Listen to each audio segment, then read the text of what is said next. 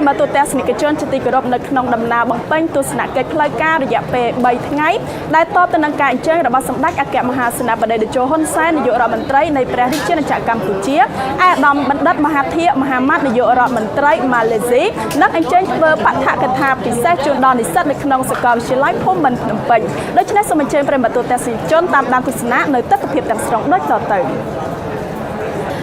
โลกเราใช้ประมาตัวเตสนิกชนจะดีกรอบกสมบัญชาได้ท่าดอมบันดัดมหาเทียมหามัดในยุโรปมันไตรมาเลเซียดังโลกจุ่มเตี้ยวบ้านดักน้อมขณะปฏิโพชวนขั้วมาบังเป้งตัวสนักเก็ตไลกาในกัมพูชีได้ดำน้ำตัวสนักเก็ตนี้ก็มีระยะเปย์ใบทั้งไงจับไปทั้งไงตีปีดอกทั้งไงตีบ้วนขายกันยาชั้นปีปอดดับปรับบ้วนในขนมดำน้ำตัวสนักเก็ตนี้คือดำใบปุ่งรังจำลองบัตรเพียบหนึ่งcáchสหปฏิบัติการขนมเป้บังเป้งตัวสนักเก็ตจิพลกาในกัมพูชีโลกมหาเทียมหามัดในยุโรปมันไตรมาเลเซียนั่งอันเชิญเพื่อปัทกถาในจุ่มพัวมกนิสัตประมาณปรำปีรอยเนี้ยนักสกอร์วิเชียไลพมบันพนมเป่งปัทกถาดอกบิเซมบุนี้นังเตยเพื่อล้างเนรเซียทั้งไงตีปีขายกันยาชนะปีปอดดอกปรำบ้วนได้มีชมทาการะซาตลยับเพียบตำแหน่งตำน้องชิมวยประเทศมหาอำนาจในขนมปะในบอดอาเซียนโลกเจ็ดเจลิสกอร์วิเชียติกาในสกอร์วิเชียไลพมบันพนมเป่งบานบัญชีอดังท้าในยุโรปมันไตรในประเทศมาเลเซียนังเปิดปัทกถาระยะเป้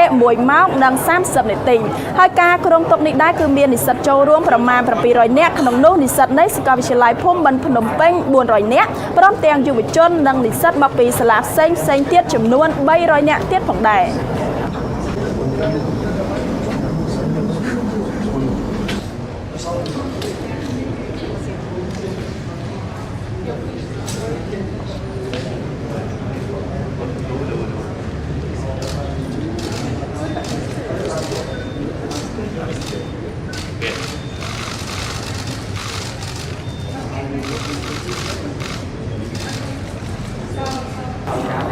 ประมาตัวเตสนิกชนจะตีกรอบจะบรรทอตัวเตได้ส่งกรอบเป็นเช่นตามดานตุสนาสกัมบเพียบในยุโรปมันไตรมาเลเซียเวอร์ปัทกถาจูนิสัตสกอร์วิเชียไลพมบันพนมเป่งได้เมียนตัวเพียบจากสองด้วยต่อเติม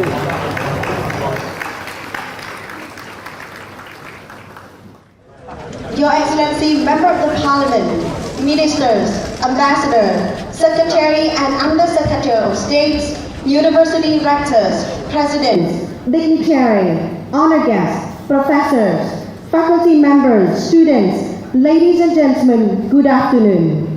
It is indeed our great honor that the Royal University of Phnom Penh is the host for this special open dialogue with His Excellency Tun Dr. Mahathir Mohamad, Prime Minister of Malaysia.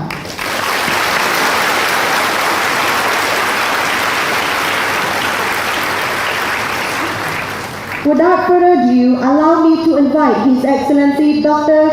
Chan Kip Minister attached to the Prime Minister, to deliver his welcome speech. Your Excellency, please.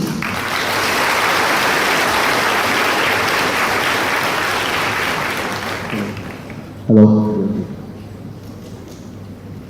Your Excellency, Tun Dr. Mahathir Mohamad, it's a great pleasure to have you all here with us today. The Royal University of Phnom Penh, the government body, student, professor, and friends of RUPP are very proud to welcome you on this beautiful campus of Phnom Penh. For those of you of my age with a gray hair, Dr. Mahathir need no introduction. We know you, sir. You were a medical doctor.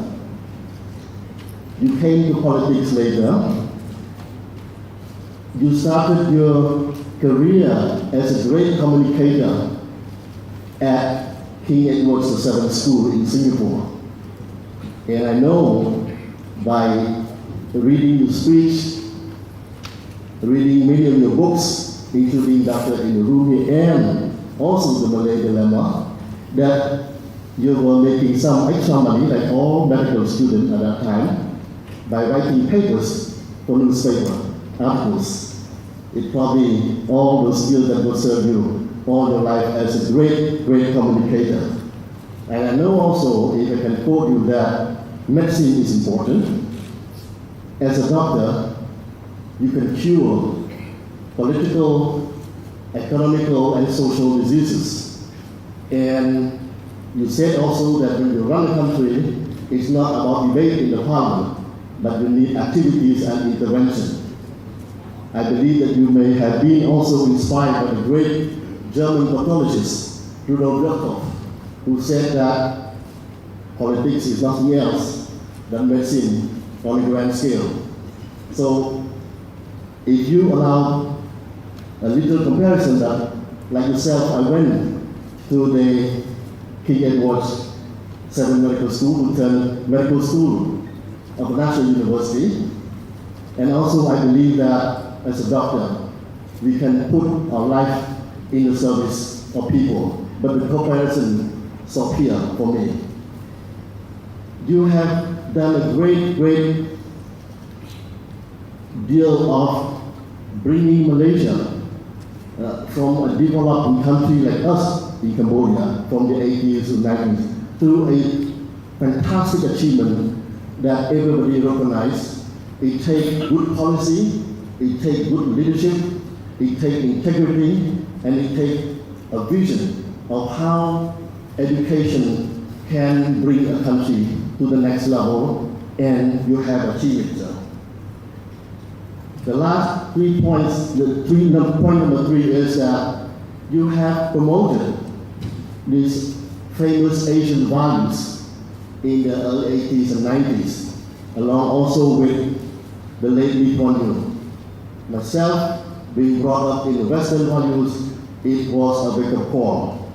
I realized that not all values are universal. A lot of questions will come to you probably later. And then Asian values will have allowed yourself to guide the policy to develop Malaysia and to bring Malaysia as it is today. And the last point here is that what is remarkable for you, sir, you don't have enough of serving Malaysia, the region, and the world with your great vision. You retired, I think you get bored, and you came back to politics. And during this your second life politics, you try, and you thrive also, try to make change for the betterment for Malaysia, ASEAN, and all the world. This time here, you face a new emerging world order. When you were talking about Asian values in the early 80s and 90s, there were kind of a conditioned world order also. You break that taboo. And now here you are again. In this fall, many students, they're young, they're hungry for knowledge, and they're looking highly to somebody who has been a giant of politics and geopolitics in Malaysia, ASEAN, and in the world. It's a great honor for me to introduce you to the audience today, and I will take no more time, and I will make sure that the next 1 hour something, you will have all the good questions that you like to answer. Your vision, your wisdom will certainly impact on the future generation of young Cambodians, especially those who aspire to serve. Thank you, sir, for being here. Welcome to the Royal University Conference.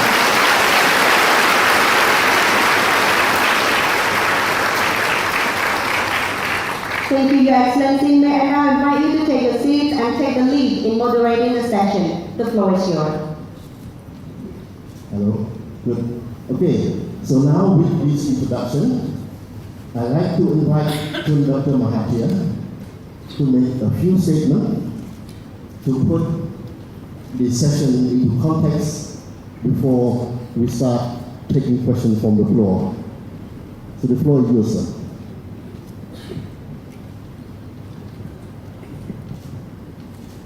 Your Excellency, Mr. Attached to the Prime Minister, Excellencies, academics, students, ladies and gentlemen. Firstly, I would like to say thank you very much to the Royal University of Phnom Penh for this opportunity to meet so many students or young people in Cambodia. I have been here 3 times before. And each time that I come here, Phnom Penh has changed. Now, of course, it is like any other big city with many high-rise buildings. And I see that this is a very busy city with many shops and many people going around, obviously shopping. This is a sign of prosperity, and I believe that this is due to your hard-working people, highly skillful people who have contributed towards the rebuilding of Phnom Penh and Cambodia.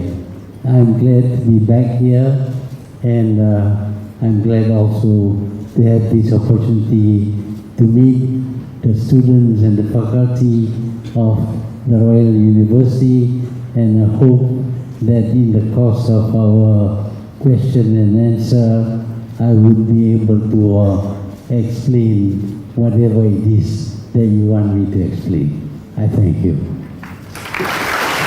Thank you. So let's take the first 2 or 3 questions from the floor. Let me remind you that this is an open session for students at RUPP. We like to hear a voice from the youth.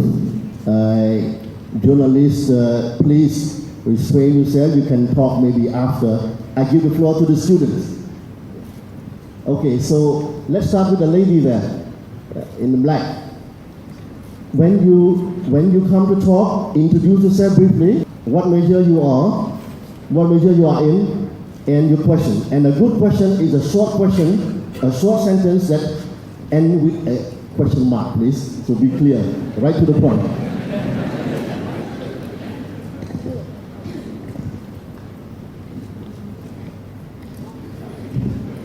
Good afternoon, Your Excellency.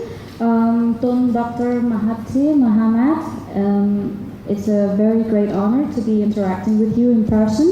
And my name is Vichika, a second year student from the Department of International Studies, and I have a question for you. And my question is, from your point of view, how is ASEAN going to exercise its centrality role in regards to balancing itself between superpowers like the US as well as China? Thank you. Thank you. Let's get a second question.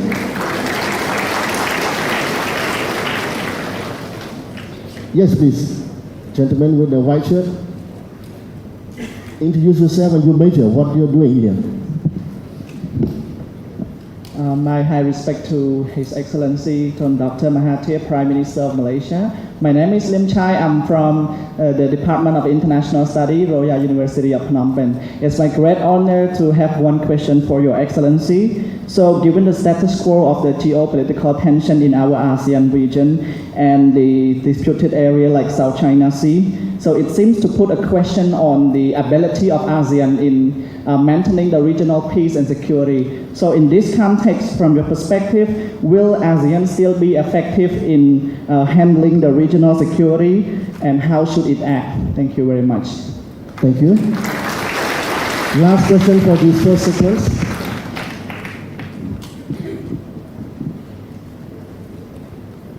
Okay, please. Yeah. Come to the mic. Thank you.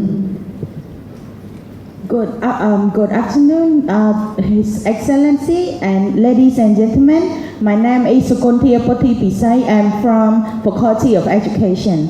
My question is, what initiative were you most proud of in your previous premiership back in 1981? And would you like to continue that? Thank you.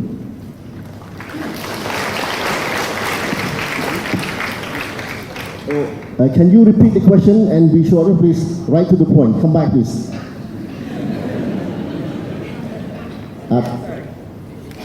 Yeah, okay. So this is the last one, and then Dr. Mahathir preferred to take one question at a time, but just go for this one.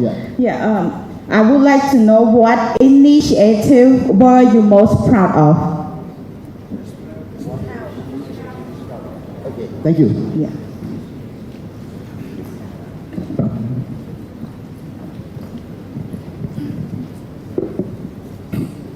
Well, Cambodia, of course, is a member of the ASEAN regional grouping. The reason why we have a regional grouping is because each one of us is very weak.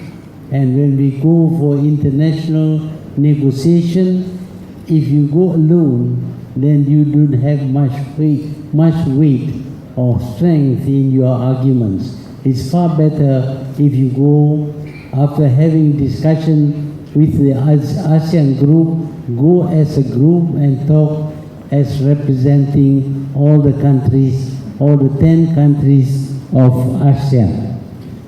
Today, ASEAN is one of the very few regional groupings that have survived. While many say that ASEAN is not as active as before, but the fact remains that it has survived, and we have been in contact with each other all the time. This brings us together and increases our understanding with each other. And that contributes, of course, to peace and stability in the ASEAN region.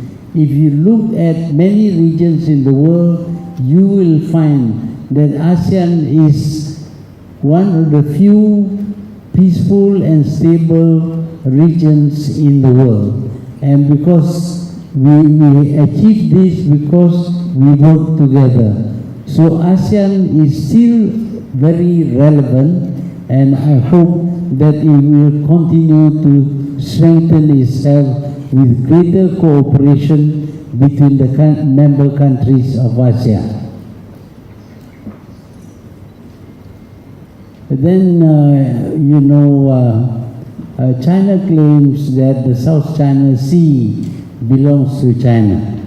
That is China's claim. But what is important is whether there is free navigation through the seas, through the Straits of Malacca and the South China Sea. Up to this time, China has not tried to stop any ships sailing through these two seas. And at the moment, although there may be some warships coming into this area, but it is not in the form of a fleet that is with some intention of attacking any country. So the South China Sea is today even more secure because it is a passage for ships going to and from China. China needs the free passage in the South China Sea as well as the Straits of Malacca. And China must guarantee that there is this free navigation through the seas because it benefits China. And when it benefits China, it also benefits the ASEAN countries. About how the initiative that I introduced when I became Prime Minister in 1981. Well, there were many initiatives.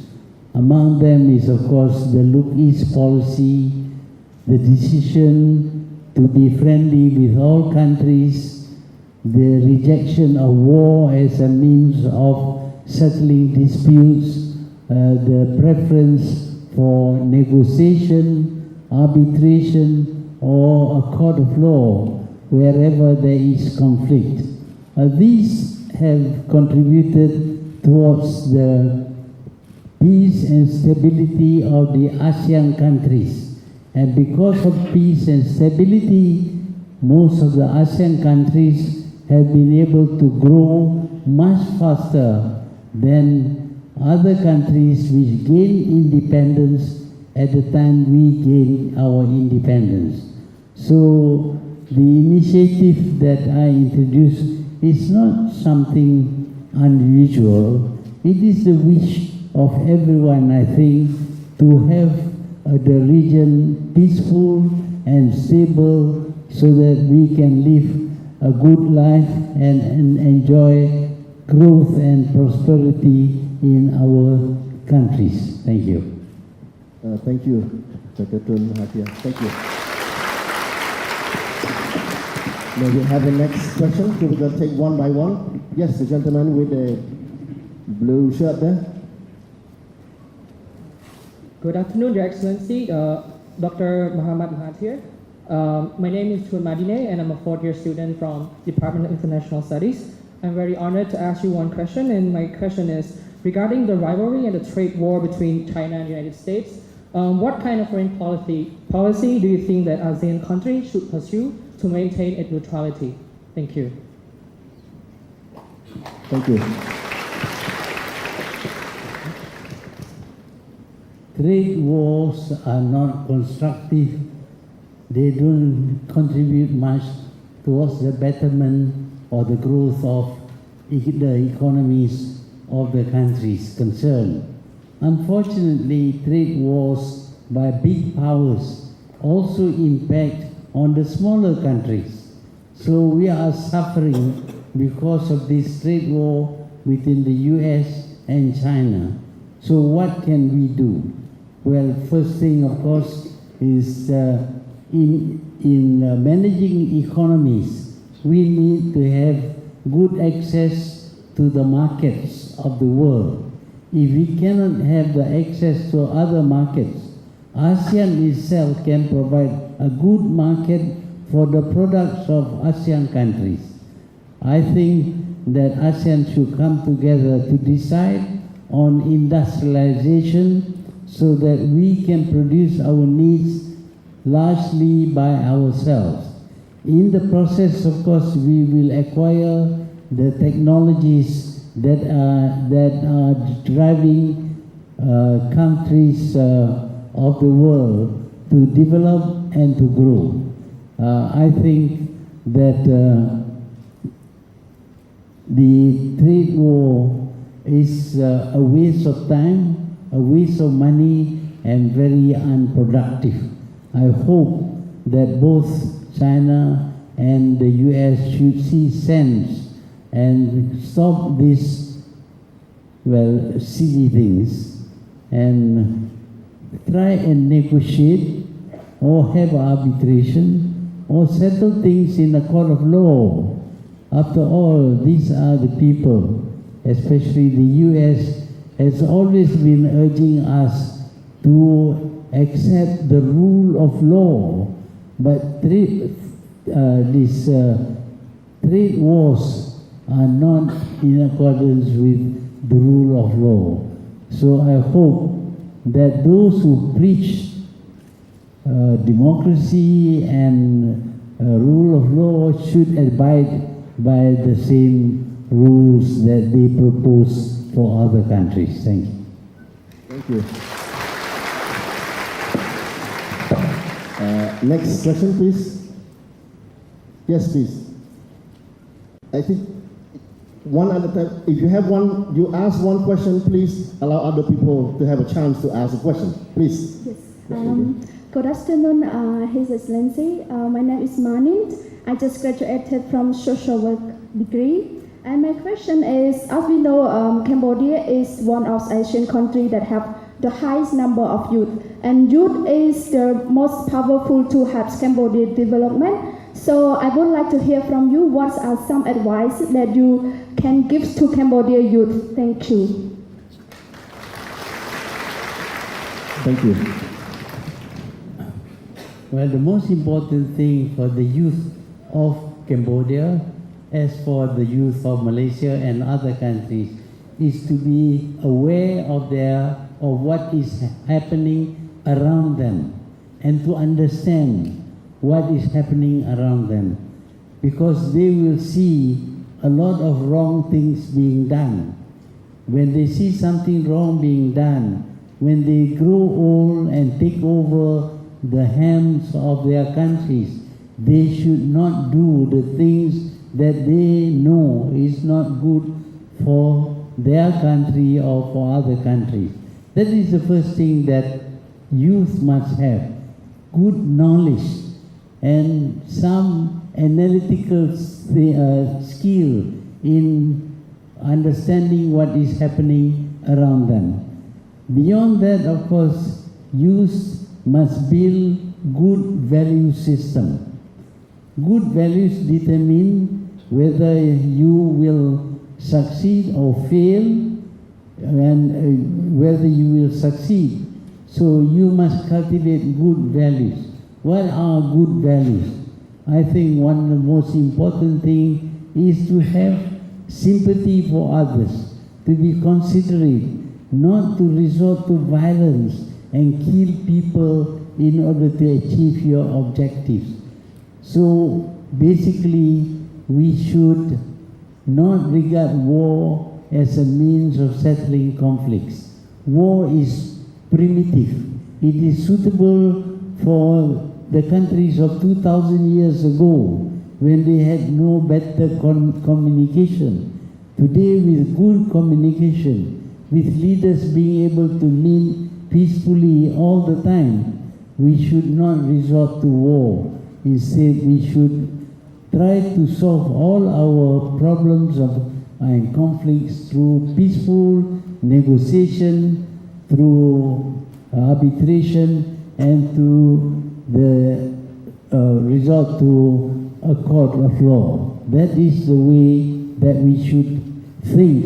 And if we cultivate that in Cambodia and in the other ASEAN countries, we can surely expect that this region will remain peaceful and there will be less violence so that we can have all a better life. Thank you.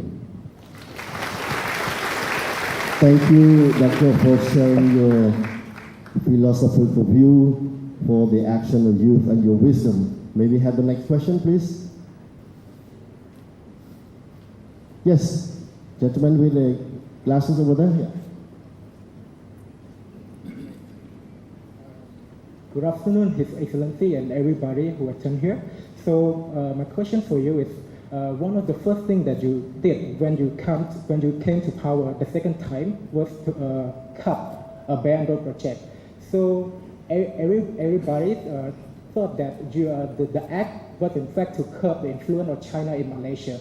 But my question is, was it true or no? Not sure. Not sure we get your question. Can you be clearer, shorter, and articulate? Yeah. One of the first acts when you came to power the second time was to cut one Belt and Road project in your country. And everybody thought that this act is to curb the influence of China in Malaysia. So the question is, was it true or not?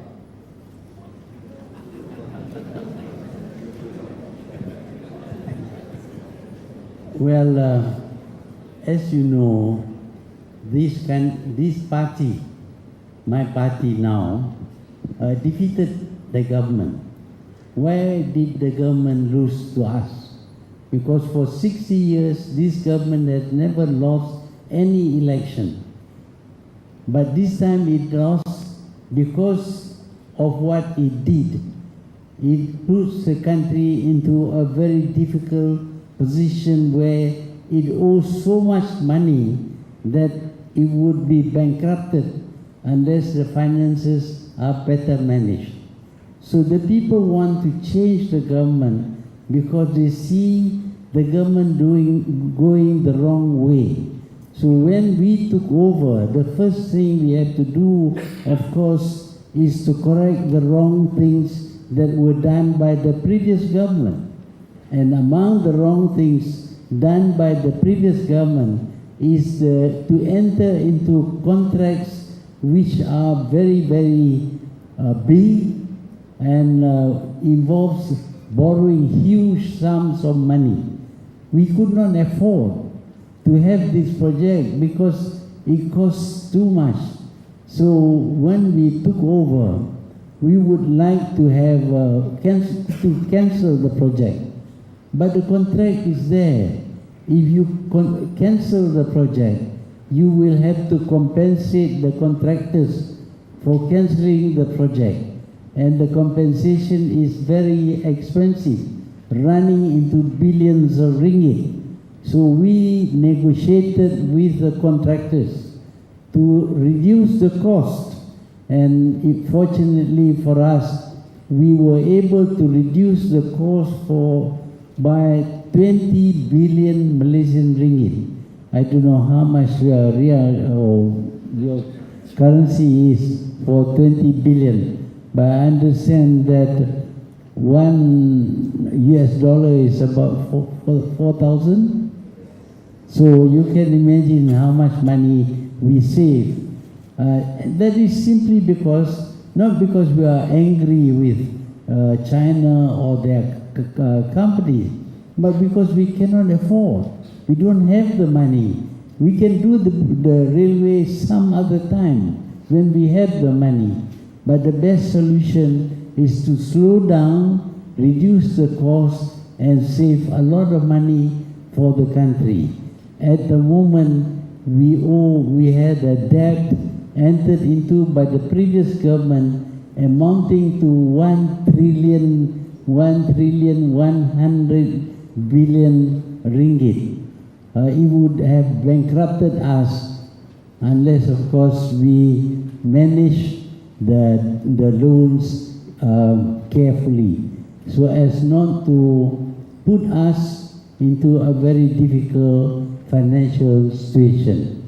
So, I mean, that is a result of negotiation. We didn't go to war. We didn't fight anybody. We were not violent. We sat down and discussed with the Chinese contractor and also the Chinese government in a very civilized way. Thank you. Thank you.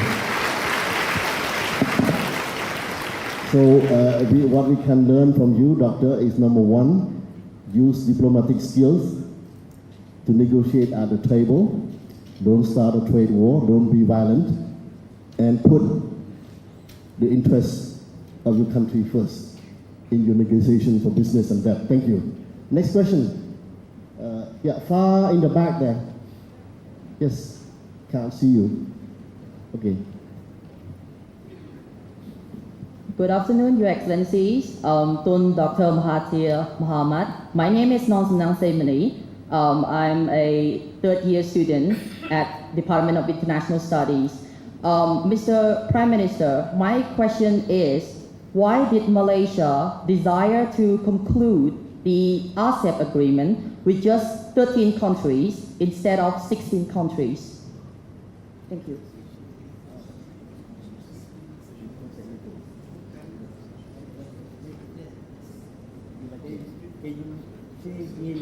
Which country, which agreement?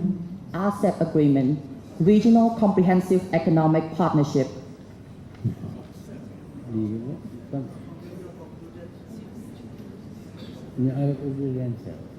Yeah.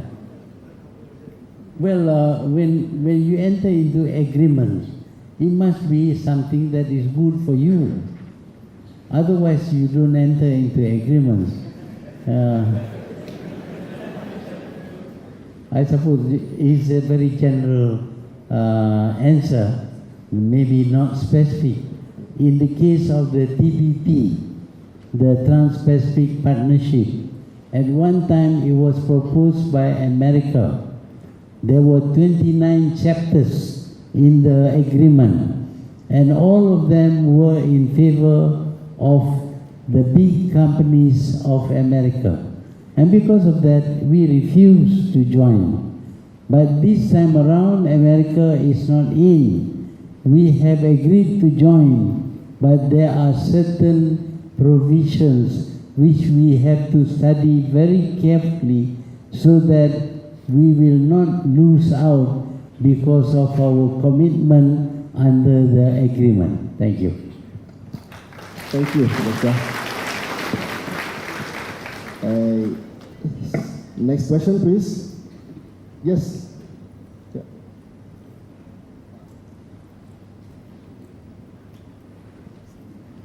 Good afternoon, Your Excellency, Tun Dr. Mahathir Mohamad. My name is Kun Chan Kanitha. I am a fourth-year student from the Department of International Studies. I have a question for you regarding that Do you think that ASEAN as an association and ASEAN nations are too involved in the current geopolitical and economic rivalry between the superpowers? Thank you.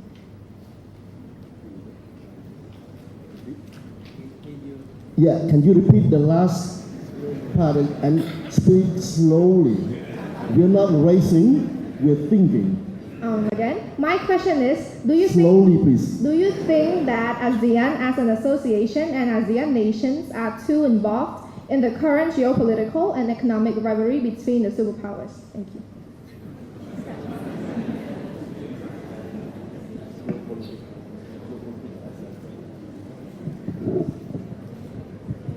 Well, the ASEAN grouping, right? ASEAN association and ASEAN nations.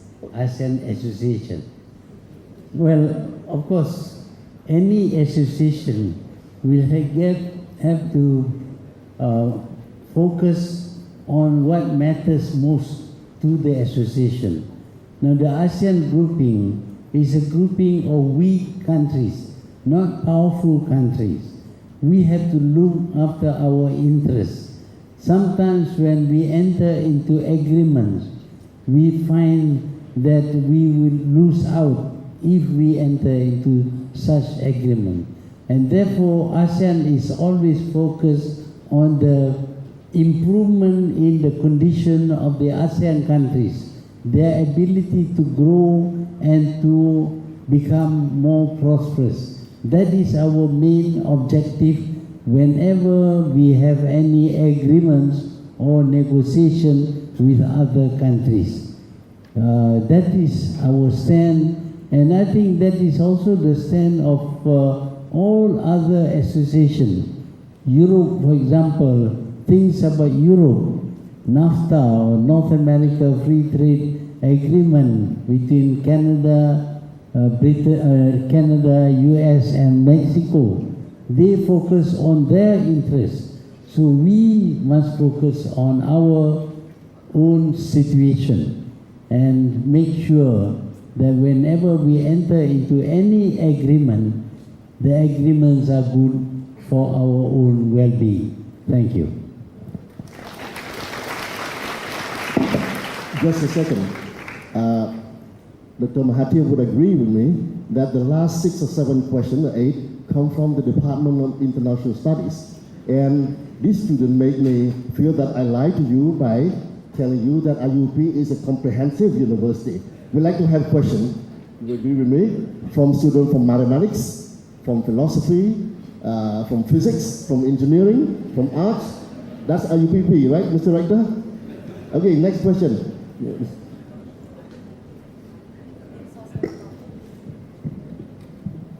Good afternoon, His Excellency Mohammed Mahathir. My name is Asarios. I'm the official of the Ministry of Foreign Affairs. I have a really, it's my honor and my pleasure to being here and listen to your wonderful speech. And I have a question. I would like to know what is your philosophy of governing public service? And what does public service personally mean to you? And how can you keep your leadership relevant as the second term of prime ministership in Malaysia? Thank you.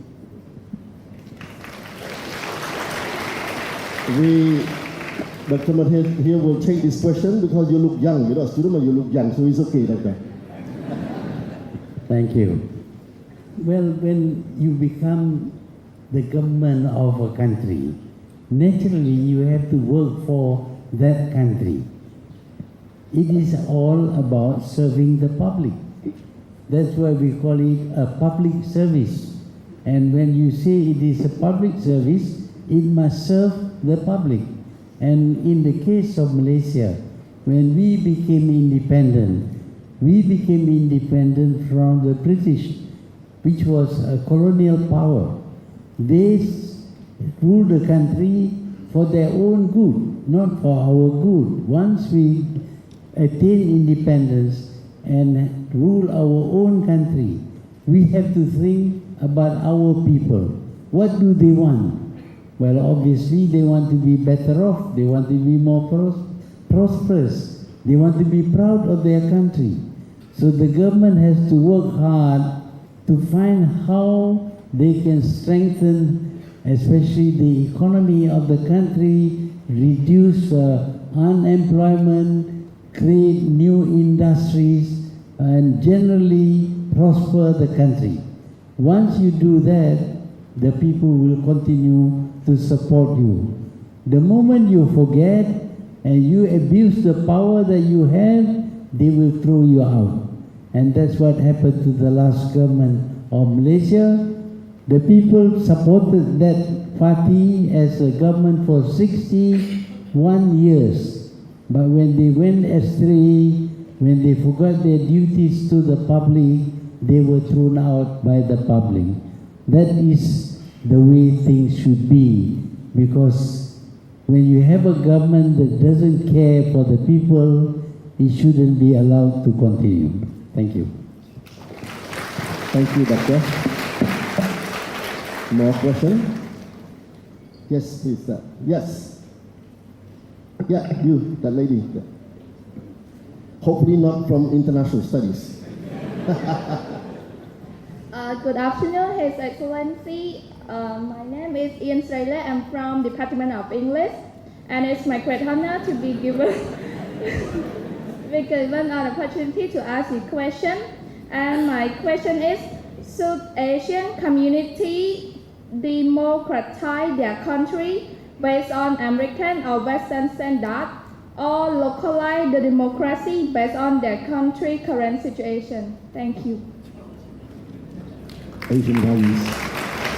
Asian.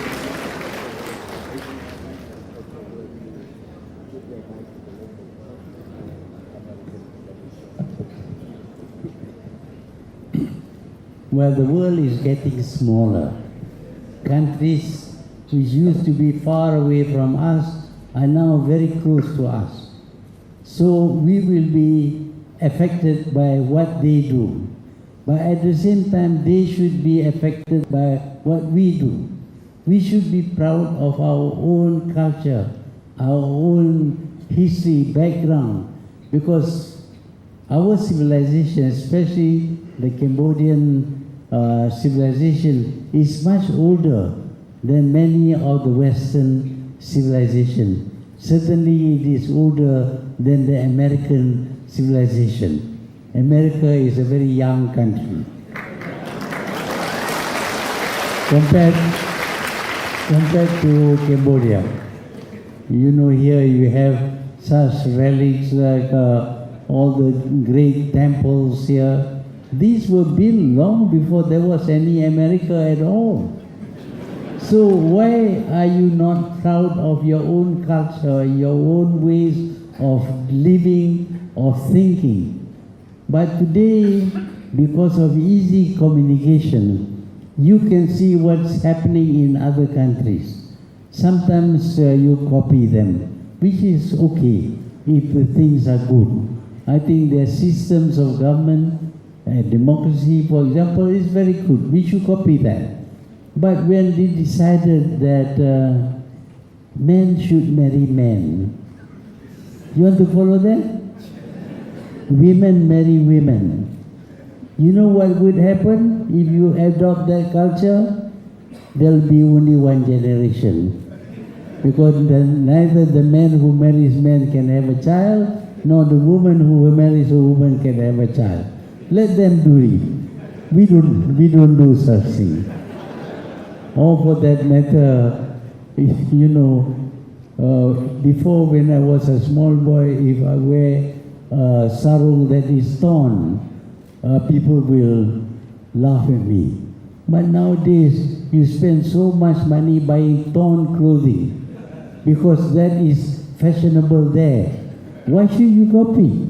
You should wear normal dress. Just imagine if you wear your Cambodian dress all torn up, how will you look? Well, of course, you wear trousers which are torn.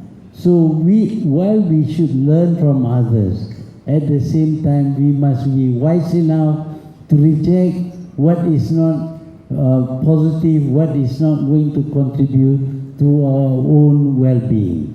So here we have to have a critical mind and not just copy everything that comes from other countries because they come from those developed countries. Thank you. Okay.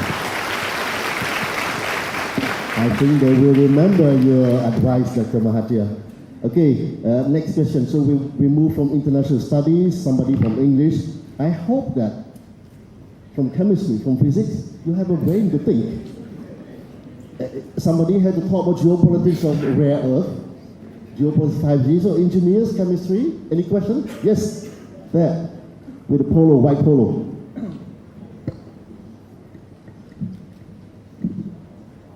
Hello. Thank you. First of all, good evening and good afternoon. His Excellency Dr. Mahathir Mohamad, Prime Minister of Malaysia. And good afternoon, everybody here. I'm not good at English, yeah. My name is Boran. I'm the beginning year PhD student in Royal Academy of Cambodia, but not study yet. Yeah. My question, number one, what do you think of One Belt, One Road of China? Isn't it good or not? Number two, what do you think of the future of ASEAN in the context of the relations with the superpowers nowadays? Yes, thank you. Thank you. Wow.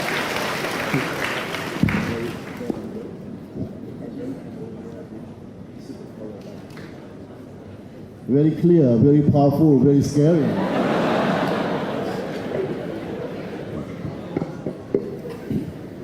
Well, about One Belt, One Road, or BIR now, it has been there all the time. Only it is not called by that name. You know the land route to Europe is something very old. It's the old Silk Road. Of course, all things must be improved over time. The same thing with the passage through the seas, from east to west, from west to east. They pass through the Straits of Malacca and up the South China Sea to reach China, Japan, Korea, and many other places, including countries like Malaysia. So this thing has been there all the time, excepting now that China is very keen to ensure that this passage is not blocked in any way. Somebody might try to stop ships from sailing, examine them. This would be a very negative thing to do. But as far as I'm concerned, this is not new at all. It is given a new name. That is all. Instead of calling it the Silk Road, they call it One Belt, One Road. What's the difference? It's just a means of communication. And communication helps in bringing countries closer to each other and improving trade between them. Before, just imagine driving a camel train from China to Europe. It would take months and months and months. Now, if you build a nice high-speed rail, it will take only one day. So, communication would improve, and therefore trade would also follow. So, these routes, if you keep them open, they will benefit all the countries along the way. Certainly, East and West would become closer together. But don't stop ships, examine them, ask for documents and things like that. That will be very negative. But as long as the seas are free for navigation, One Belt, One Road serves a good purpose. Well, for Cambodia, Cambodia is relatively a small country, and we cannot help being affected by the actions of the big powers, the big countries. They say that when elephants fight, It is the small, the grass which gets trampled. So we may be trampled, not only Cambodia, but Malaysia too. So we, in order to avoid being trampled down by the fighting elephants, we should come together so that we can strengthen ourselves. We cannot do much about them, but we can tell them the truth. There will be occasions when we can make our voices heard in international fora and tell them that their fighting each other is not doing them any good, is not doing the world any good. And certainly for small countries like Cambodia, it's not beneficial at all. That's about all that we can do. We cannot fight them. Thank you. Thank you, Doctor.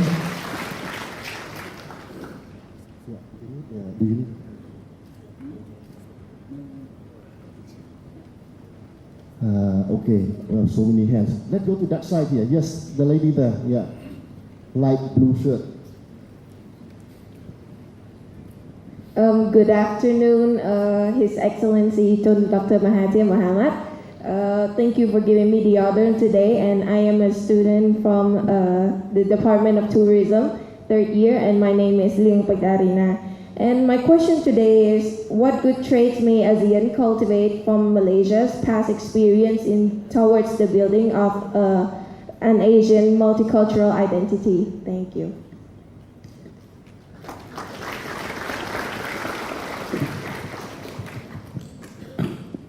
Well, you talk about multiculturalism. Well, in Malaysia, of course, we understand this very well. It contributes much towards our own development and prosperity. We see that certain countries are single ethnic, and when they are single ethnic, they find difficulty in growing because they don't have inputs from other sources. The United States, for example, has grown to become the most powerful nation in the world because it opens itself to migration. Lots of people from Europe, from Asia, now migrate to the United States, and these people contribute much towards the development of the United States. I went to the US once and visited one of the big companies. I went to their research laboratory, and I find that the researchers were Chinese, Indians, Koreans, and even Arabs. These people contribute. So in a single ethnic country, there is too much dependence on orthodox methods, ways of doing things. But it is good to have migration. But of course, you mustn't have too much. If the number of migrants exceed the number of the original inhabitants, it does cause a problem. But a good, a small number of very good intellectuals would do much for ourselves. Now, Malaysia, as you know, is a multicultural country, multilingual, multicultural, multiracial, multireligious. We are different completely from each other. But Malaysia has done, I think, relatively well compared to many other single ethnic countries. But the numbers are just right. Now we see migration going into Europe, about 4 million Arabs and Africans, and in America they have erected a wall to stop the South American from going to North America. I think in the end they would lose from lack of new inputs, new ideas, and new abilities. So as far as I'm concerned, being multicultural is positive if the numbers are not too big. Thank you. Thank you, Dr. Mahathir. Let's take some questions. Yeah, in the back, yeah, that side. Yeah, it's in the back, please. Yeah. One who raised a pen, yeah. Good afternoon. Oh, no. Give it to the, okay.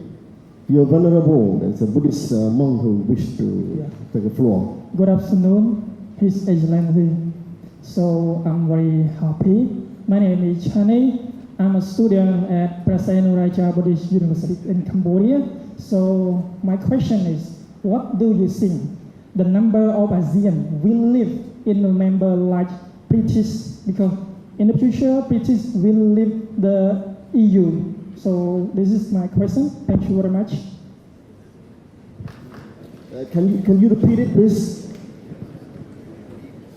What do you think ASEAN member will live like British? Because the British will live in EU. Thank you, thank you.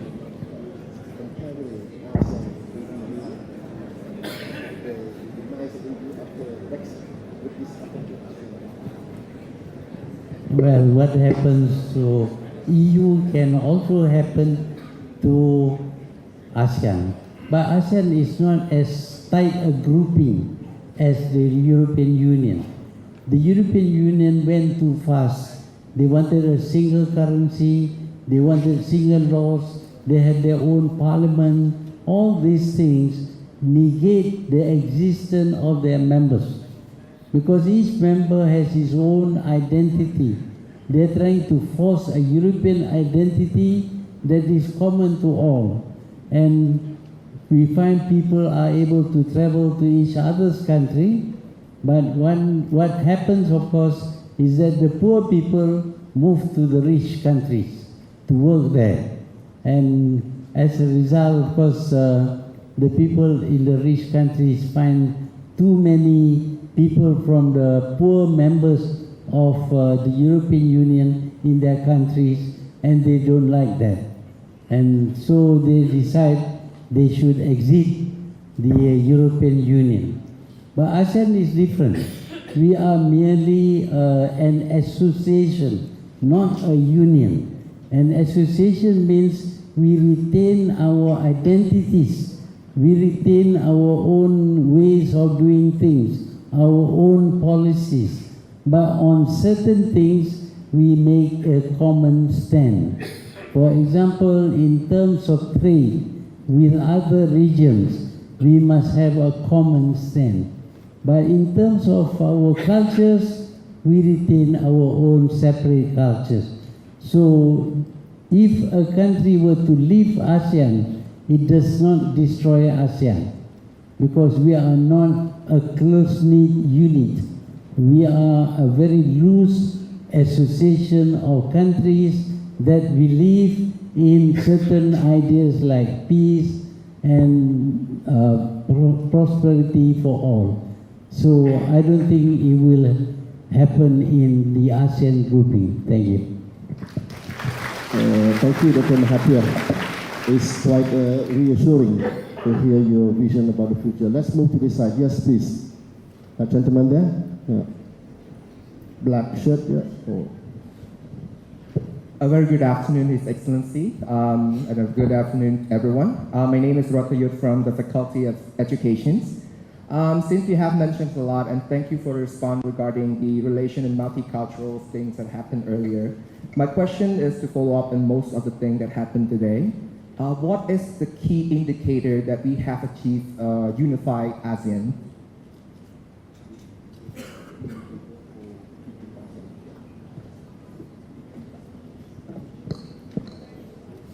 Yeah, I think common interest that will keep us together.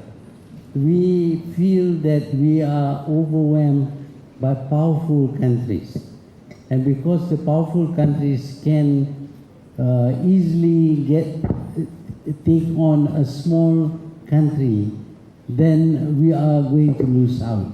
But by coming together and giving a common stand, then we can preserve or protect ourselves. Let's take the palm oil, for example. There is a move in Europe and also in America to ban palm oil because it competes with soybean oil and other oils that they produce. They accuse us of cutting down our trees to grow palm trees, and therefore we are taking away the habitats of the flora and fauna in these forests. That is not true at all. What we clear is very little compared to what is being burnt in Brazil. In Brazil, whole countries are being burnt. You can see that from satellite. That is a more serious problem. But ours, if there are people living in the forest, we look after them. They even go to the universities now. So by being together and understanding the need for us to strengthen ourselves, we will stay together. Only with a united voice can we protect our own interests. Thank you. Thank you. I think we all hear that you said repeatedly that the future ASEAN is unity, to stay together, stick together. Yes, lady there, please. Good afternoon, Dr. Excellency Muhammad Mahathir. My name is Liz. I come from Department of English. My question is, 2 years perspective, which country will be the next superpower? And do you think it is good or not to have many superpower in the world? Thank you very much.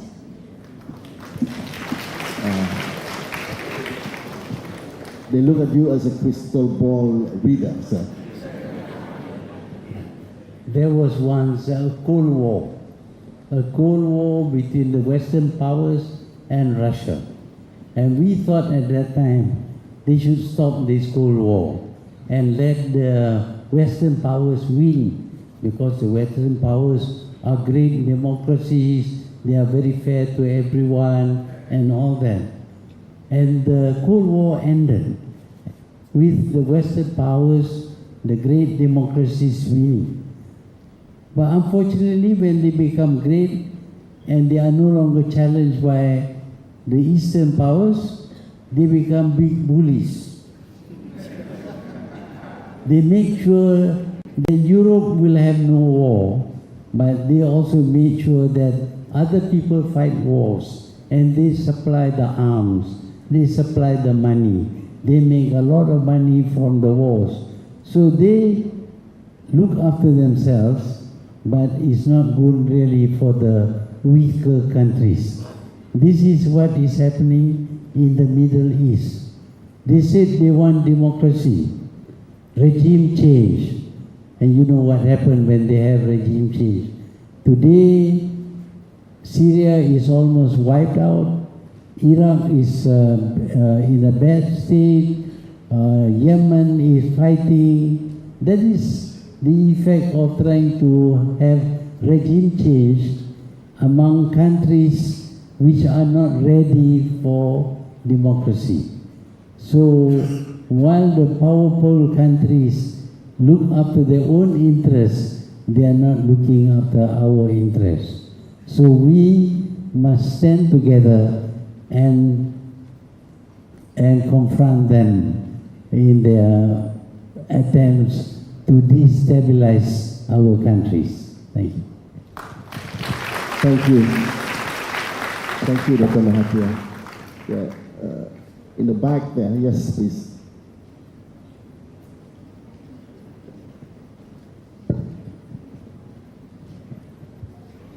Good afternoon, Mr. Prime Minister, Dr. Muhammad Mahathir.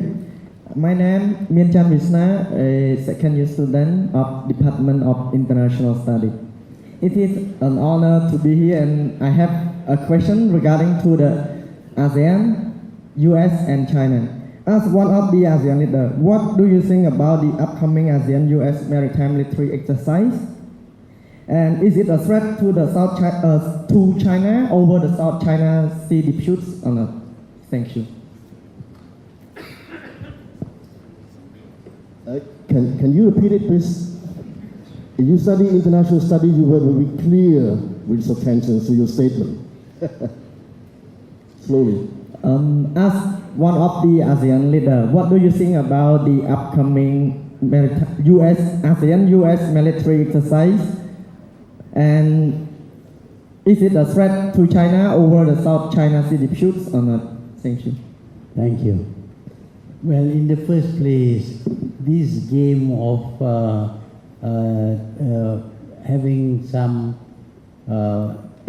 trial of fighting, I think exercise costs a lot of money and only provoke other people. Now, if you do that in the South China Sea, then the Chinese would feel threatened. What do they do when they feel threatened? They too would want to build bigger ships, stronger naval force, and also send their warships into the area. One day there may be an accident, and then there may be some shooting at each other, and that may become a war. So all this nonsense about exercises and all that is a waste of money. It's provocative. And I think that if they want to do the testing, do it in their own country. Why come here? So that's the answer. China has the right to feel threatened. Now, if China were to have naval exercise off New York, then I think the New Yorkers might not feel so comfortable. Thank you. We sense that you are a great teacher, Dr. Mahathir. The metaphor used is amazing. Yeah. Is there a physics student in this room? Yes, physics student, no? Use the microphone.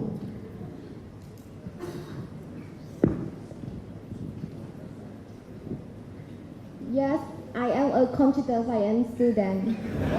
We're getting better. Yes. Good afternoon, Mr. Dr. Mahathir Mohamad, Prime Minister of Malaysia. I'm really happy to talk with you. Yeah. And my name is Thun Gareth May. I am a third year student of the Department Computer Science. And today I have a question, and my question is, what are the key areas that need the technology of computer science to develop your country? And can I have one more question? Yes, because you're the first one asking questions about science and technology. Would you agree with that? Yes. Yes, because a country develop, it really need the technology to develop. It includes it, yeah. And can you tell me how is computer science involved in your country development? Thank you. Thank you.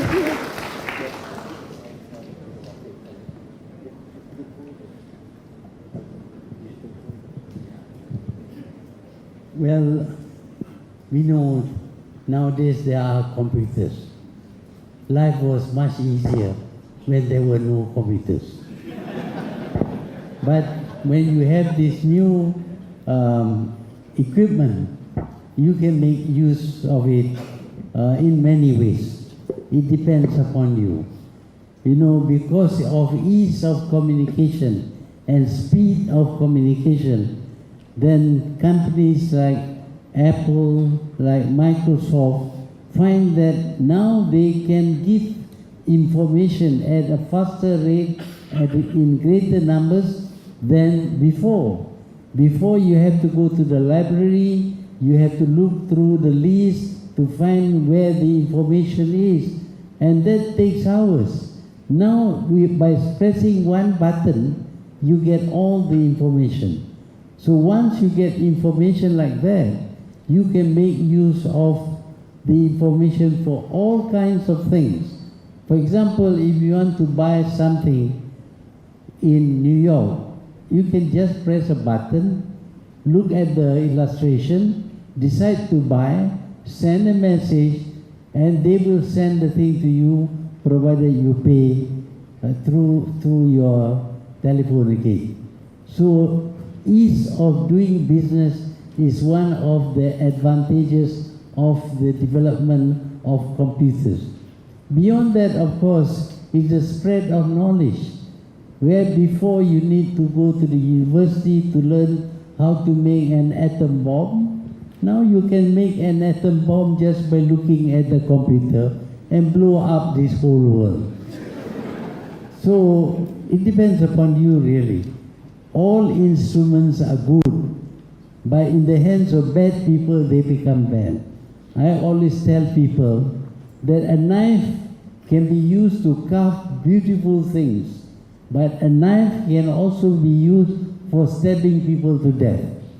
The choice is yours. The computer is also like that. You know, nowadays there are people who access computers illegally, who put in fake news, fake messages. All these things depend upon us. We have a good instrument that it can improve our life, that can enrich us, but used wrongly, it will destroy us. Thank you.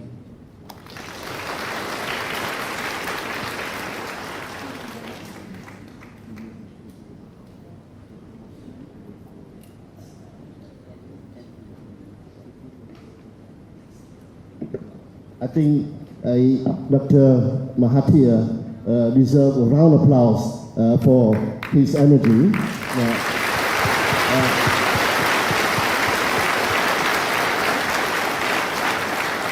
It's been 1 hour now, and despite that, Dr. allowed me and to moderate for 15 more minutes. Okay? Thank you, sir. Thank you so much. Okay, wow. I think 15 minutes is not enough. How about 3 more hours? Okay. One in the back there, far in the back row. Yes. Yeah, please, yeah.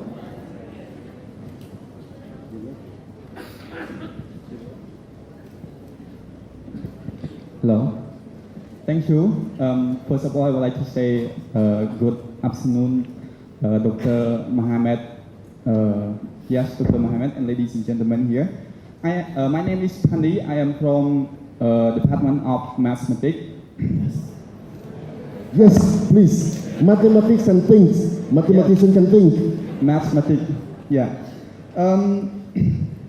I always think about three main issues in Cambodia, like politics, stability, education, and economic. But now let me show you 2 main issues in Cambodia: education and politics. Many youth, I believe that a country can be developed because of youth that involved. But in Cambodia, there are many youth that I can say they give up from school and they involved with drugs, heroin or alcohol. So that I can say it's a bad situation for Cambodian youth. And one more thing is they don't brave enough to spread out their ideas to public through political issue. I would like to know your recommend that what should we deal with all that issue that we can recommend to Cambodian youth and Cambodian government. Thank you.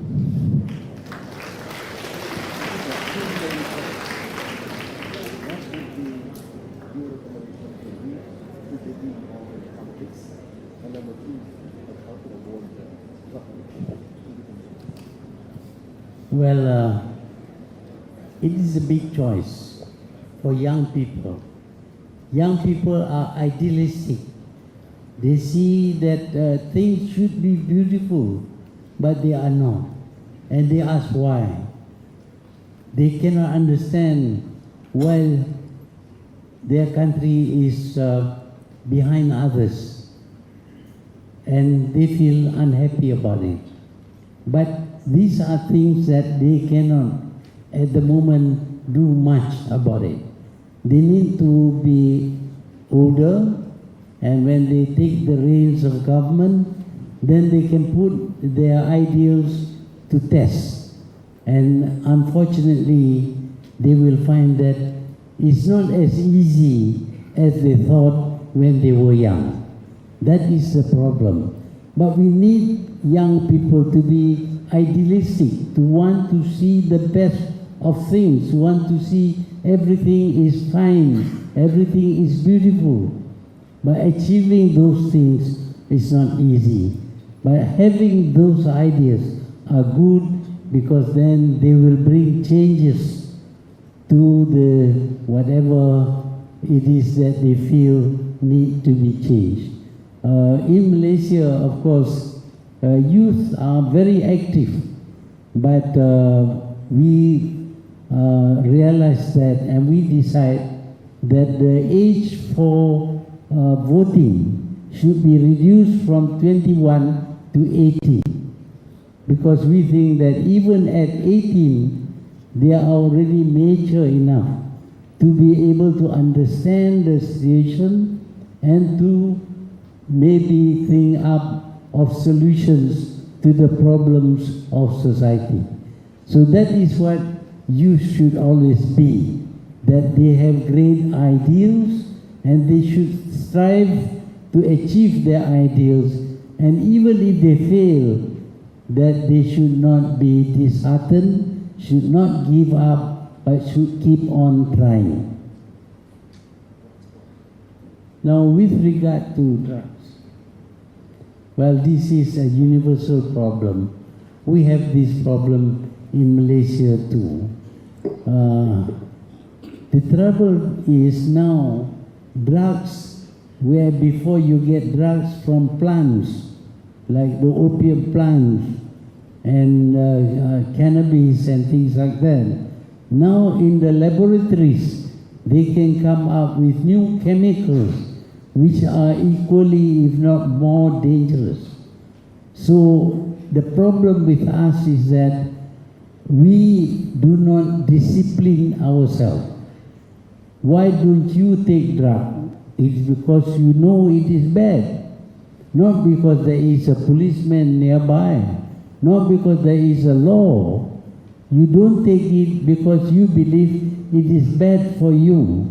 So the answer to dealing with drug problem is to teach our children when they are young of what is right and what is wrong. That drug taking is bad, is going to do a lot of harm to you, and therefore you must reject it yourself.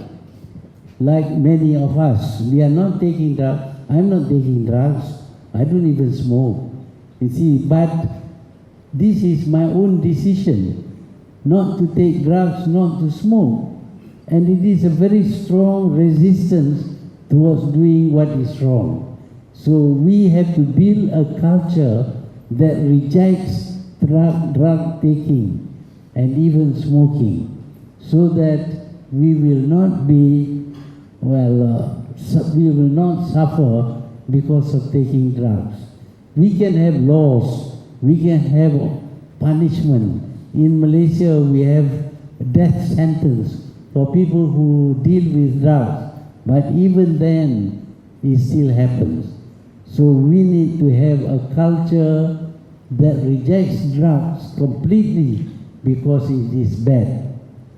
Just as you do not steal, not because somebody is not looking, but you don't steal because you know it is bad. So it should be with drugs also. You don't take drugs because it is bad. Thank you. Thank you, Doctor.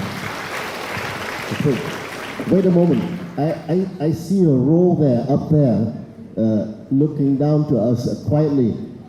We should give you a privilege. Any question from the top floor? You must pay those seats. Very expensive to sit up there.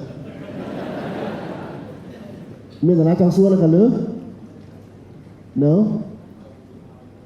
Okay, in the back there. Yes, please. She's standing up by the mic. Please, go ahead.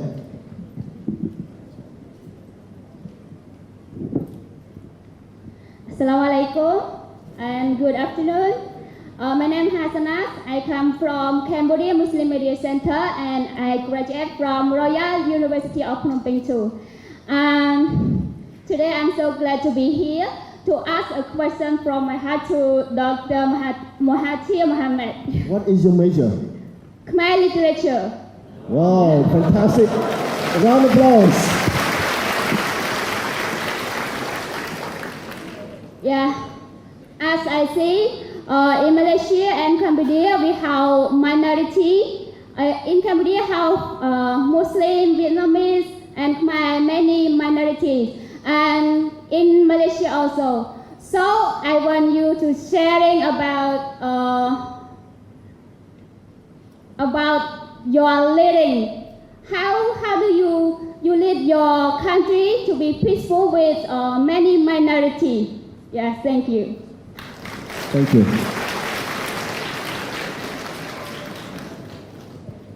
Yes, in many countries, when people of different races or different religions live there, often they fight each other. Bosnia-Herzegovina was a part of the Republic of Yugoslavia. At that time, they were living at peace with each other. But when they became independent, they fought each other, they killed each other. Some of them know each other.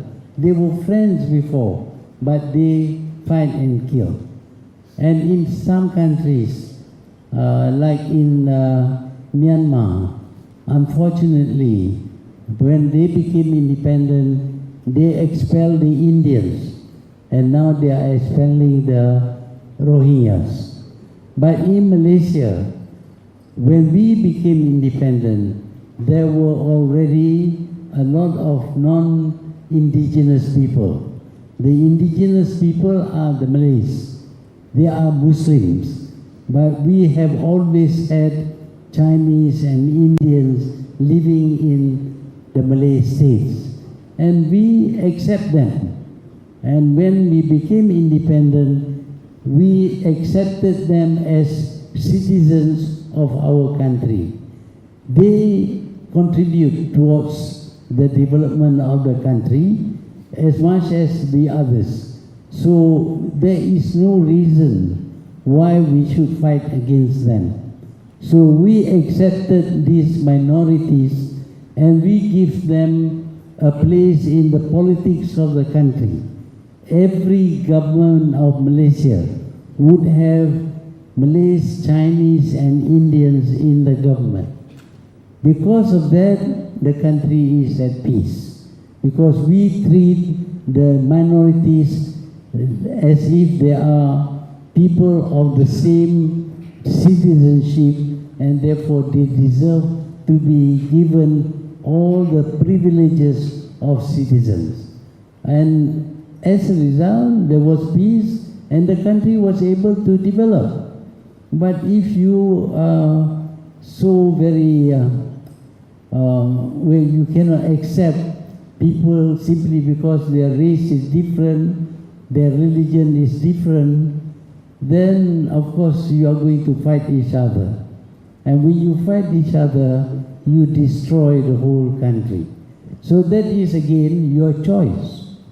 You can make a decision to fight and you will destroy your country and you get nothing out of it. Or you can make a decision to work together and then the country will be peaceful and it can grow and develop. So these two strong a feeling simply because of the differences of race or religion is not something that is good for us. We accept that some people are Hindus, there are Buddhists, there are Christians, and there are Muslims. All of them are there in Malaysia. If you go to Malaysia, you see churches, mosques, Buddhist temple, Hindu temple. They're all there. Of course, some extremists do not like this, but they are a small number and we can deal with them. But the large majority of the people in Malaysia accept that their country is multi-religious, multi-racial, multilingual, multicultural, and therefore these are not things that will cause them to fight each other. So I hope that in all countries, in particular in Myanmar, for example, what's wrong with treating the minorities well? Then there will be no damage to your own country, no fighting and no damage. The returns for being able to accept minorities of other races is very good for all of us, because peace is what we want. We reject violence and terrorism, and only with this rejection will the country be peaceful and therefore able to develop. Thank you. Thank you, Dr. Mahathir. So much wisdom in your thought. Now we come to the end of this forum. We should take two more questions, one on the side and one on the right side. There's so many hands, I don't know what to do, Dr. Mahathir. Would you like to pick them yourself? Okay. Yes. Yeah.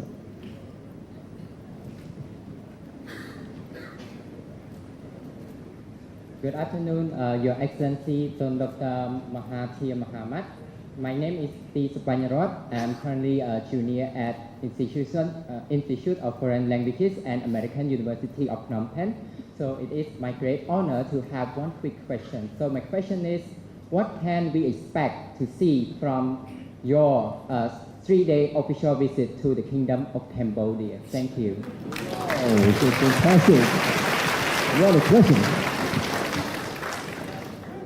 Well, I came here because it is the custom of newly elected leaders of ASEAN countries to visit all the other ASEAN countries. So after I was elected as Prime Minister, I have visited Indonesia, Brunei, Philippines, Thailand, Vietnam, what else? But this is the first time I get to visit Cambodia. And I like to visit Cambodia because I know Cambodia very well. I have visited this country 3 times before, and in many ways our relationship was very good. I had encouraged Malaysian business people to come to Cambodia to help to invest in the country, create jobs, develop the country. And this they have done. But I have also warned them that when you go to a country, you must respect the customs of the country, the laws of the country. I hope they have done that until now. But relationship with neighbors is very good. And Cambodia is a good neighbor. We believe in a slogan called prosper thy neighbor. Help to make your neighbor prosperous in many ways. Why? Because when a neighbor is prosperous, there will be less trouble. They will not, their poor people would not run away from that country to our country. And when a neighbor is prosperous, we can trade and make money for both sides, both the new country and the new country, and Malaysia will gain from good relations. So that is why I'm here in Cambodia. I should have come earlier, but I had to visit many other countries and lots of work at home. but now I had this opportunity. I have come to Cambodia to strengthen the relationship with Cambodia. Thank you. Thank you, Dr. Mahathir. I think I can say that on behalf of the Royal Government of Cambodia and on behalf of the people in Cambodia, we are so grateful that you take so much passion and energy to come here and to promote Cambodia. It's a great place for investment for businessmen in Malaysia. And I may have a special request because I'm a scientist. Please send more scientists to do some research with us. Science and technology is yet to be established, and we know that without your vision in science technology in the last 30 years, Malaysia would not have been where you are now. So, okay, last question on this side.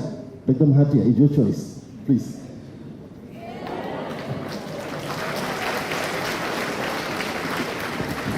Yes, thank you, His Excellency. My name is Tichan Arab. I'm from Department of Education.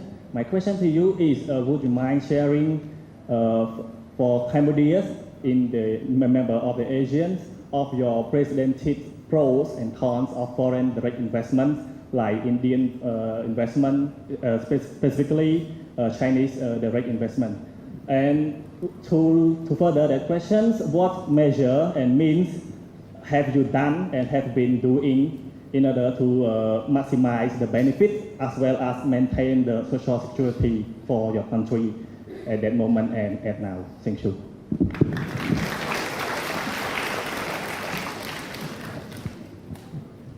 Well, you know, Malaysia was before a very poor country when we became independent. Per capita income was very, very low. A lot of people had no jobs.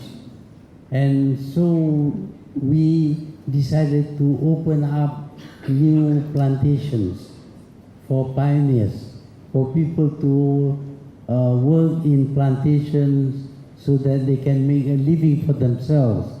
But plantation requires land, and we don't have enough land. So we decided to industrialize.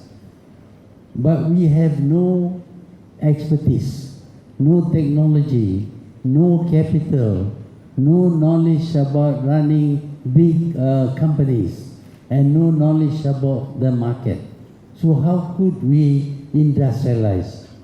Realizing that, we decided to invite foreigners to come to our country and invest in productive capacities. Our aim was to create jobs for our people. Mainly jobs for our people, because our people need jobs. So the government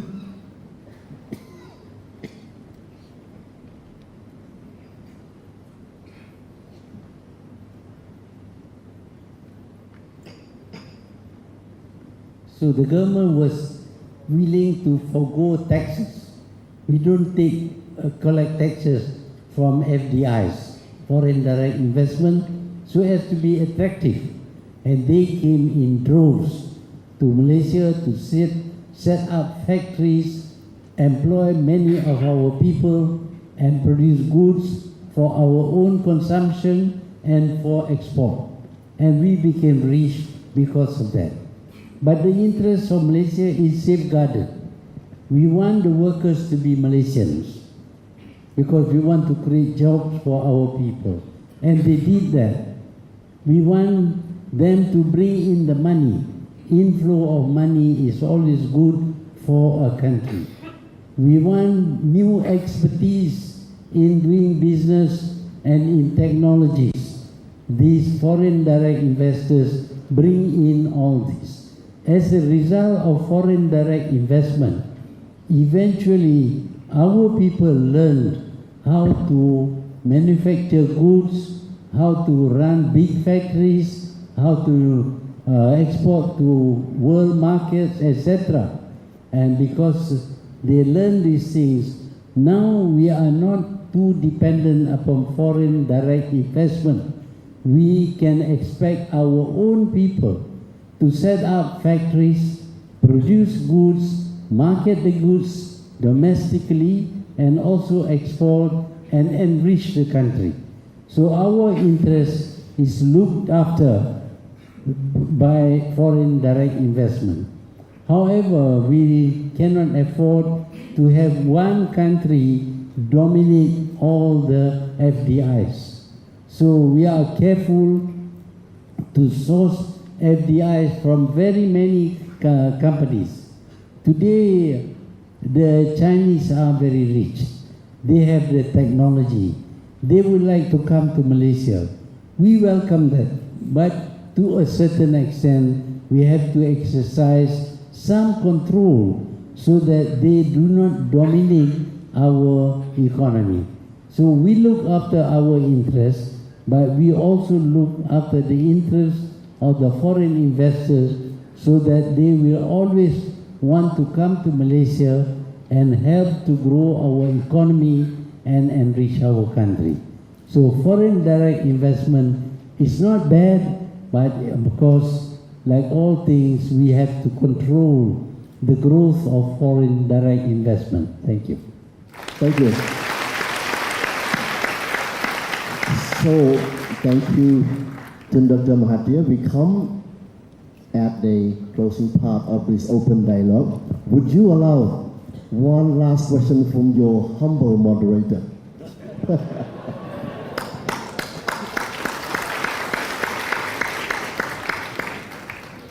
What is the secret of your astonishing good health?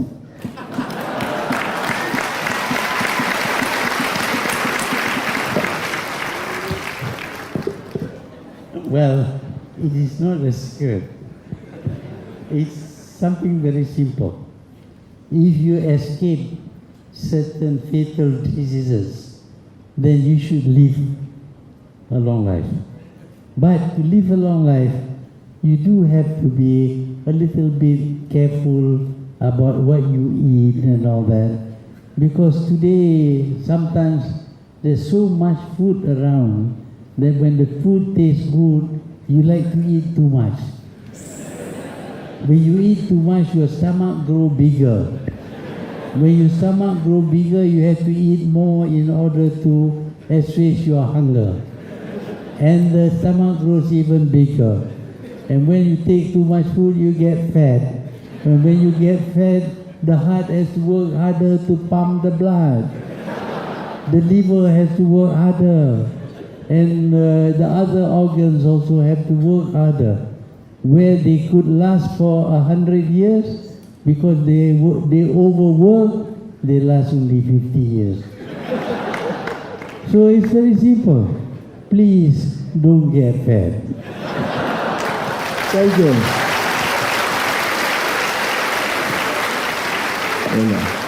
So please, the last word, Dr. Mahathir, listen to the doctor in the house. So with this, Dr. Mahathir, is a great honor for me to moderate. I think it's a great privilege for all of us in this room. We have senior policymaker, the diplomatic corps, student, faculty members. I think that the last 1 hour and a half, almost 2 hours, has been a great learning journey for us, learning from your great life. May we wish you more good time to be able to serve Malaysia and the region and for the betterment of humankind. Thank you.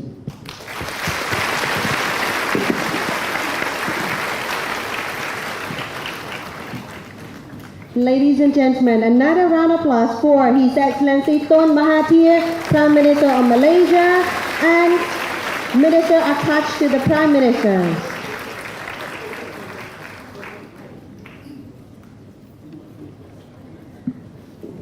I thought it was over. The Royal University of Phnom Penh, through its Academic Council, represented by its Rector, His Excellency Dr. Chechili, is privileged to confer an honorary fellowship to His Excellency Dr. Tun Mahathir Mohamad. It is my honor to deliver this laudatory speech, after which Dr. Chechili will present the diploma to you. Your CV reveals that you have received at least 20 honorary degrees. This large number confirms that many universities across the globe recognize your outstanding achievement over decades of dedication to the betterment of the world. Through your tireless work and commitment, you have succeeded in designing and implementing impactful policy in economic and industrial development that had led to the remarkable modernizations of Malaysia. Your most stunning success is your political comeback after years of retirement. Here again, you are on the board to deliver a shining prosperity of Malaysia. Your exemplary career to cure political, social, and economical diseases of Malaysia represent a deep and inspiring model for all of us to follow. Ladies and gentlemen, may I now call upon His Excellency Dr. Chietili, University Rector, to please proceed the stage to present an honorary fellowship to His Excellency Tun Dr. Mahathir Mohamad, Prime Minister of Malaysia.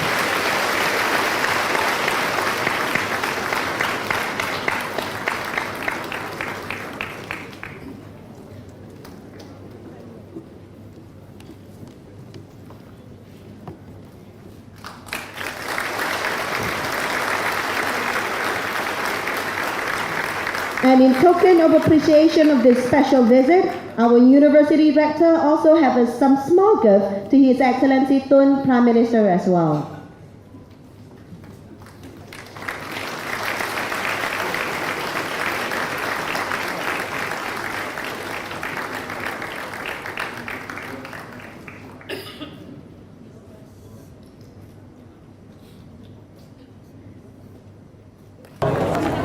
Para matu tes ni kecon citi korup omlong bangpeng tu senak kek ni lok najukរដ្ឋមន្ត្រីម៉ាឡេស៊ីនឹងអញ្ជើញជួបពិភាក្សាទ្វេភាគីជាមួយសម្ដេចនាយកហ៊ុនសែននាយករដ្ឋមន្ត្រីនៃព្រះរាជាណាចក្រកម្ពុជានៅថ្ងៃទី3ខែកញ្ញាឆ្នាំ2019បន្ទាប់ពីនោះលោកចូលរួមសម្ដែងការគួសមជាមួយសម្ដេចហេងសំរិនប្រធានរដ្ឋសភានិងជួបសម្ដែងការគួសមជាមួយសម្ដេចសៃឈុំប្រធានព្រឹទ្ធសភានៃព្រះរាជាណាចក្រកម្ពុជាផងដែរក៏សូមបញ្ជាក់ផងដែរថាអាដាមបណ្ឌិតមហាធិមហាម៉ាត់ដែលមានវ័យ92ឆ្នាំគឺជានាយករដ្ឋមន្ត្រីវ័យចំណាស់ជាងគេនៅក្នុងសហគមន៍ប្រជាជាតិអាស៊ីអាគ្នេយ៍បានឈ្នះក្នុងការបោះឆ្នោតកាលពីពាក់កណ្ដាលឆ្នាំ2018លោកបានកាន់តួនាទីជានាយករដ្ឋមន្ត្រីម៉ាឡេស៊ីចំនួន2លើកគឺលើកទី1តាំងពីឆ្នាំ1981ដល់ឆ្នាំ2003ចំណែកឯលើកទី2នេះគឺចាប់ពីខែឧសភាឆ្នាំ2018រហូតមកដល់បច្ចុប្បន្ននេះ